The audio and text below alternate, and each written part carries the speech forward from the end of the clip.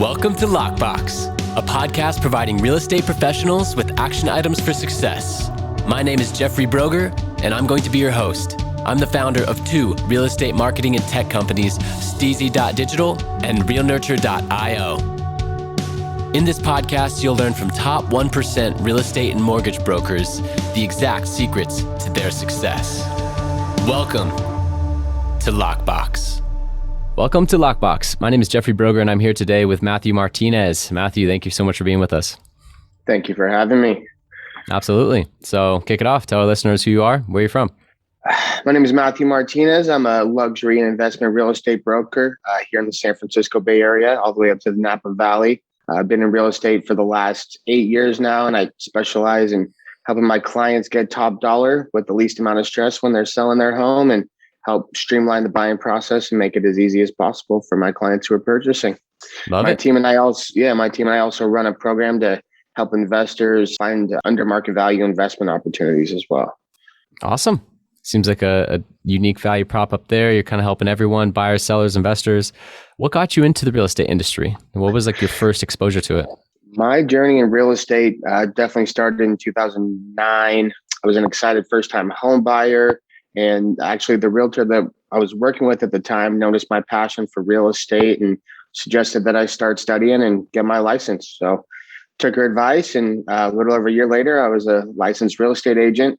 That time, the market was flooded with foreclosures and short sale properties. So a lot of agents were leaving the business, but I was the crazy one that stuck through it. And here we are today. That's awesome. And that probably is what helps to get you into the investment side a little bit more than the average agent. Most definitely. Yeah, I have some clients that send me a lot of repeat and referral business that I've been working with them on investments for years now. That's awesome. Oh, thank you. I muted because I felt it coming. So, but he saw me. What was your transaction volume last year? Just so we can give the listeners some context of where you're at now. 52 closed sides. Okay, awesome. And a luxury market, that's huge. And what advice would you give to a broker, team leader out there that's doing like 20 sides and wants to level up to 40, 50? Honestly, for me to make the step up from the 20 transactions, where I was kind of stuck at for a few years there, was just getting my systems in place. I was able to just increase my production and convert leads better and generate more leads as well, just by having systems in place for lead follow-up and lead generation. Awesome. Let's talk about it. I run a marketing agency that helps with automated lead generation and follow-up. I noticed that was the biggest problem in the real estate industry, especially with the old seasoned teams, with a 55-year-old broker who's great on the phone and he's trying to scale his brokerage, but he can't because he doesn't have those systems, right? So 4 years ago, that's why I started my company, and it's since then grown every year since. And I'm curious what you use, for your follow-up systems, for your lead generation, because those types of systems are so critical. They are. I agree 100%. So I have a team that helps me. I mean, we do everything from pretty similar to what your company does. Just a lot of online marketing, pay-per-click ads, a lot of YouTube, Instagram has been huge for me. And then we have a lot of retargeting, which is huge. It's just brand recognition and name recognition. We call them, we text them, we email them, do voicemail drops, a little bit of everything. So we're just getting as many touches on them as possible. Got it. Okay. And are you doing acquisition ads on social media as well, or primarily retargeting? I know you mentioned PPC, but on social? Mostly retargeting, and then just pushing them back to the website and squeeze pages and getting their info and just staying in front of them in many places as possible. Got it. Okay. And, with your entrepreneurial journey, because, every real estate professional at the core is really an entrepreneur and a business owner. What's the single most important action you take on a daily basis that attributes most to your success? Honestly, having a strong and purposeful morning routine sets the tone for my whole day, and it's been a complete game changer for me. I wake up around 4:30, 5 o'clock every morning, drink my celery juice, meditate, say my affirmations, and set my intentions and goals for the day before I get a workout in. Never used to be a morning person, so sticking to this routine's drastically helped change my lifestyle, my mindset. Awesome. Morning routine is a common answer there. So Yeah. for those of you out there that are listening and you don't have your morning routine dialed in, maybe take some notes, right? Get that morning routine dialed in, get some physical activity, some meditation, and maybe some goal setting for the day, whatever it is. But yeah, that is key. And I would agree 100%. Awesome. So what's your percentage of referral business to new business? It's like 80-20, 50-50. Yeah, so we're just a little over 80% repeat and referral business. And then the rest came from, online ads, a little bit of cold calling and door knocking. COVID kind of slowed all that down. So I've been able to spend more time just hitting the online marketing even harder. Got it. Okay. And what systems do you have in place to increase the amount of referrals that you get? Because 80%, I mean, that's huge. Yeah, it is. And it wasn't always like that. So I have all my past clients and referral sources are in my email database. So they're getting an email from me once a week full of marketing information, new listings, off-market investment opportunities, local events, and just happenings in the area. I also try to call them at least once a quarter. They get their birthday cards, anniversary cards. I always try to comment on their social media post, and I always reach out when they have a big event happen in their lives or they go on a trip, call them to see how their trip was. I've gotten numerous referrals just from calling people to follow up and just see how they're doing, not even real estate related, and say, oh, my cousin's thinking about selling their place and relocating, and just staying top of mind. Awesome. Yep. The classics, right? Staying on top of mind, call every quarter, gifts. And with social media nowadays, all you got to do is log in, friend your clients, and just pay attention. Yep, exactly. I mean, it's just I have time blocked out on my calendar every day to do that, and just continue to stay engaged with them. Yeah, it's a valuable activity. And I mean, you spend 30 minutes a day on that, an hour. What's the time frame that you put towards that? 20 minutes a day. That's good. It's disciplined. It's like you're in 20-minute timer. Boom, I'm going to comment, like, and just go hard for 20 minutes on social media. And then it's off. Okay, done. Like shut it for the rest of the day kind of thing. Yep. No, that's exactly how it is. Because I found myself when I first started doing it, if it's not on my calendar, it doesn't always get done. My day gets busy. My attention goes somewhere else. So as long as I have it in my calendar, 20 minutes, boom, get it done. It's just a lead generation activity, and just you got to stay consistent with it. Yep, that's what it comes down to. So, where do you think the industry's heading? I mean, you have a brokerage, you're helping investors. You got to have your finger on the pulse to a certain degree. And so you mentioned the flood of foreclosures that followed the 2008 and 9 recession. What do you think is going to happen after this massive expansion decade we just went through? And that was then capped by the capstone of that expansion decade was a slight dip with COVID-19, and then a just take off with stimulus and housing prices just going through the roof, right? So now it's like, what's going to happen in the next 2 to 5 years? Like, what are your projections? Yeah, I think, once the forbearance period's over with in my market, with a lot of sellers who are on the fence right now, a lot of people, I'm seeing a drastic amount of people who just want to cash out and get their equity out and sell and relocate. So we're going to see an influx of inventory, which we've had a serious lack of lately. So that'll be interesting to see where that goes. On the buyer side of things, I love the internet. My clients nowadays are so educated. They know so much. They try to school me on things on a regular basis. So I think the consumer is just going to continue to get more and more educated. But it'll be interesting to see how a lot of these millennials and just the buying trends moving forward when there's more of an influx of inventory, because we saw a lot of buyer fatigue with 10, 20, 30, 40 offers on some of these homes. A lot of people got fatigued, backed out. But once we get an influx of inventory here, it's going to be an interesting ride. Got it. And part of me hopes so. Part of me hopes that things will correct a little bit. We'll get a flood of inventory. It feels like the natural cycle of things. But nothing has been normal about the last 2 years. And, housing prices are through the roof. Lumber has tripled.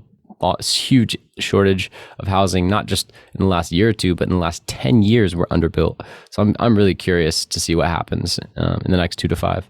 Yeah, well, that lack of new construction for that span of time was what kind of led us to this extreme lack of inventory. Exactly. So What's been your number one most profitable lead generation source other than referrals? It would have to be my online lead generation. What specifically? So are you talking PPC? Social media and PPC. We've spent a lot of time on SEO, which the organic traffic is the best in my opinion, even better than some of the PPC, and then just some of the redirecting ads that we do. So yeah, like I said, we try to hit every online avenue we possibly can. But I would say my highest conversion rates would have to be the organic online traffic. Yeah, makes sense. There's just such a difference between someone who's, interrupted in their day and kind of clicks through. Usually someone who does that, like a social media lead, they're farther down the funnel. It's not that they're not a human being with a house to sell or a human being with a good credit score that wants to buy a house, but they might be 12 months out. They're just barely beginning to think about it. Exactly. Someone who's deep, they've read 15 minutes of your blog and they're deep in it about a certain neighborhood, they're like way farther down the funnel.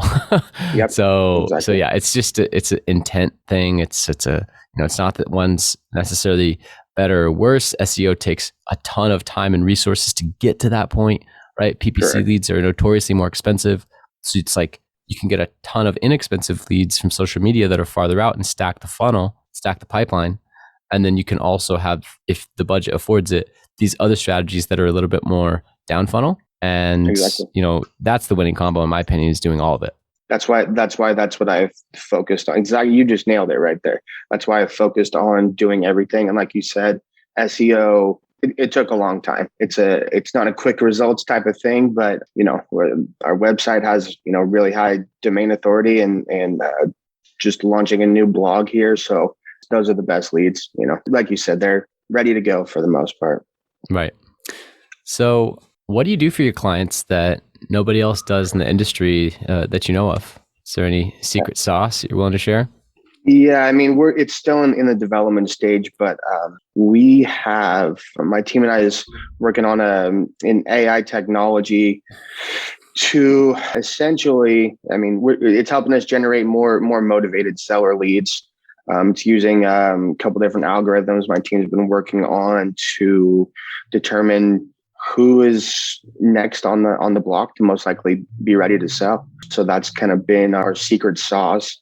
We've also used it for our buyers to find off-market investment opportunities, but especially with this last year and a half, going up against 10, 15, 20 plus offers, it has been very challenging for some of the buyers. So we've been utilizing this technology in certain neighborhoods where they're looking to find off-market properties, and we were able to close, I think, 6 or 7 deals last year from doing so, instead of basic farming stuff, which also works, but it's a little different process.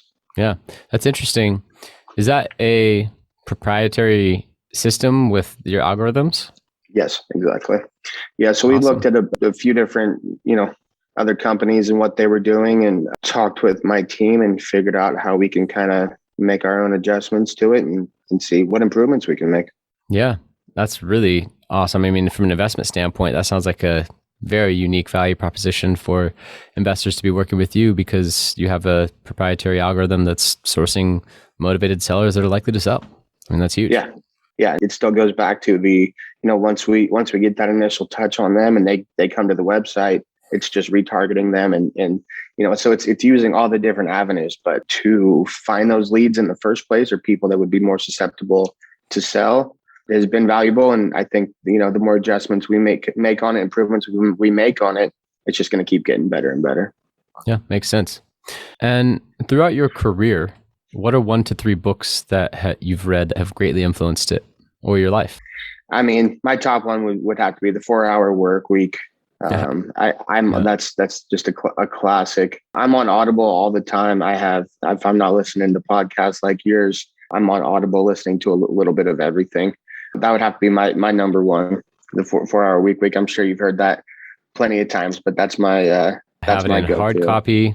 I have it in audio copy. I've given it as gifts. It's like a textbook for me. Yeah. And that's why you're so tech savvy. Yeah. And I like, to what you were saying and why you started your company, when I first got into this, some of the most successful agents, they were amazing on the phone. They could barely work their computer. So, I like to be efficient. So, there's just too much technology out there and too many resources out there to develop your own technology.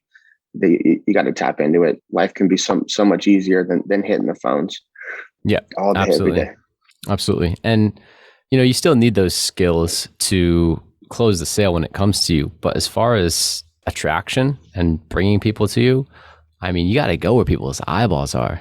Exactly. We're no longer the gatekeepers of information. Exactly. The information is out there and consumers are looking at it every day on apps that are free.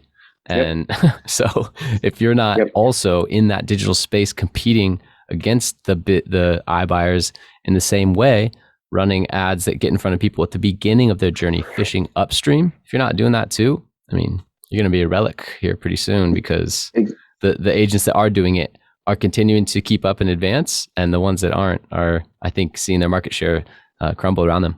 Exactly. Yeah, I've definitely stepped on people's toes, so to say, that they were working with a seller or talking with someone, but got that seller to my website, and then I just was all over them, got, probably 15, 20 touches on them. And next thing you know, they're signing a listing agreement with me.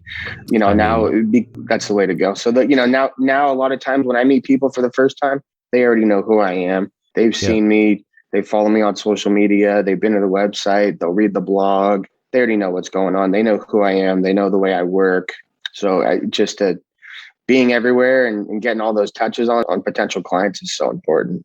Yeah. I mean, it makes sense. If I'm going to book a car service to drive me from the airport in Kenya to the Giraffe Manor in Nairobi, am I going to book the car service that has no online reviews, that I just heard of from a friend, but seems kind of outdated, website looks weird?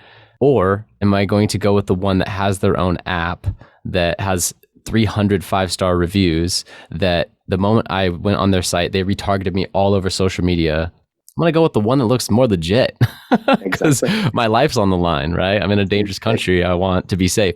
Well, when someone is investing, buying or selling their biggest asset, they're going to look at it with that kind of research, right? Of course. And like you said, the buyers as they should. And the buyers and the sellers are doing so much research nowadays. So it's like you said, you love the internet and you're playing into the strengths of it. So, I mean, this is just a reminder for those out there to not avoid it. Internet's not going away. Let's double down on the online presence. Yep. And like I said, I think it's just going to keep getting better and better for us. You just have to do a little bit of everything and learn all these different avenues. I think that's why a lot of the older agents, it's harder for them to grasp. We do literally touch our leads, 10, 15 times before they can get on the phone and get a hold of them. They've already seen my name. They've been to the website. They've read the blog. They received a couple emails. They got a text message. They got an automated voicemail drop. We're all over them. Right. And if agents out there need stuff like that, that's literally what my agency was designed to do, is to help the older agents to just be able to pay us to do it. I mean, we have an online course where it's DIY, it's more inexpensive and you could do it yourself. But if you're a 55-year-old broker, you're not going to do this stuff yourself. So just pay us, keep us on retainer. We'll keep you updated with all of your online presence, and we'll generate ROI because we're actually giving leads and we're building up your database, right? So, to me, it's a no-brainer. But for the exact reasons that you're mentioning, if you don't have this stuff in place, there's no competition. You're literally competing against automation and robots that never sleep, that are always ready to send that text, to send that voicemail drop, to do those 15 touches, whether they feel like it or not. Where, when you have a vacation or a wedding or you don't feel like it and you're not making those calls, that stuff isn't happening, right? So it's just a night and day difference. I agree. How has a failure or an apparent failure set you up for later success? Do you have a favorite failure of yours? I don't have a favorite failure of mine, but my mentality, I learn from everything, good, bad, ugly. I wouldn't say, I fail at things all the time. I make mistakes all the time. And I just really try to focus on learning from it. Just all the everyday little things, not handling things properly, not getting into learning how to generate leads online sooner. I could have done this years and years and years ago in the beginning of my career, but it took me a handful of years to even start playing with it. And then once I really figured it out, was like, okay, this is where it's at. So you'd say get started sooner than you would have. Yeah. 100%. Yeah. Makes sense. What's one of the best or most worthwhile investments you ever made? It could be non-monetary, it could be a specific property. You can kind of take it wherever you want, but I'm always fascinated to ask this question. My first single family home that I ever bought and flipped was a complete nightmare. And I would say that was my most valuable. I learned so much from that experience. It was crazy. Priceless education. Exactly. I mean, it was a nightmare, but made money in the end. But I could have made no money. And the amount of value that I got from that experience and being hands-on and dealing with people and just the ins and outs of flipping houses and just being in that realm was priceless. And it's also led me to, working with a lot of other investors that are still to this day doing the same thing. Got it. It's kind of like your rite of passage. Exactly. So what are some bad recommendations you hear given to real estate professionals? Just like you said, trying to do everything yourself. I hear that all the time. Like, oh, just figure it out on your own, and a lot of times people don't want to make that initial investment. But once you do, it's a game changer. Jim Rohn talks about the true cost. So he was having a seminar, someone in the front row, he said, how much did your TV cost you? He said, oh, $400. I have a nice TV. And this was in the 90s or something. I mean, that's an expensive TV. And he said, I bet it costs you more than $400 because think about the hours that you're sitting down watching that TV when you could be reading a book. You could be listening to a tape. You could be bettering yourself. And he said, I estimate the true cost is about $100,000 per year, every year, as long as you own it.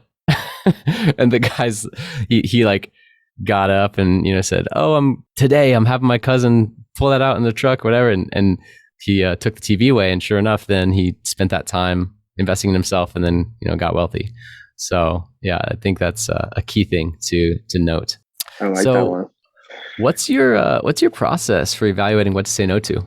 I had a hard time saying no to a lot of things in the past. So now at this point, I wouldn't say that I have a process per se, but I know how to analyze a situation quicker and more efficiently now. And I just go with my gut. If I don't think it's going to be beneficial or worth my time, I know that I can spend my time doing something else that is going to be beneficial for me. So I've learned to say no and just trust my gut and go with it. And just not second guess it. Yep. Nice. And when you're dealing with a million things, you feel overwhelmed or unfocused, what questions do you ask yourself to get back on track? I don't necessarily ask myself questions, but I sit down and I read my goals. And that kind of just centers me and brings me back, especially when it's a crazy hectic day like today, like we were just talking about, to just sit down and look at my goals and both long-term and short-term and just focus and say, okay, this is what I'm here to do. And it just kind of automatically kind of resets me and I just focus and buckle down again. Nice. Love that. And really, it's so valuable to have your goals either written down or in front of you.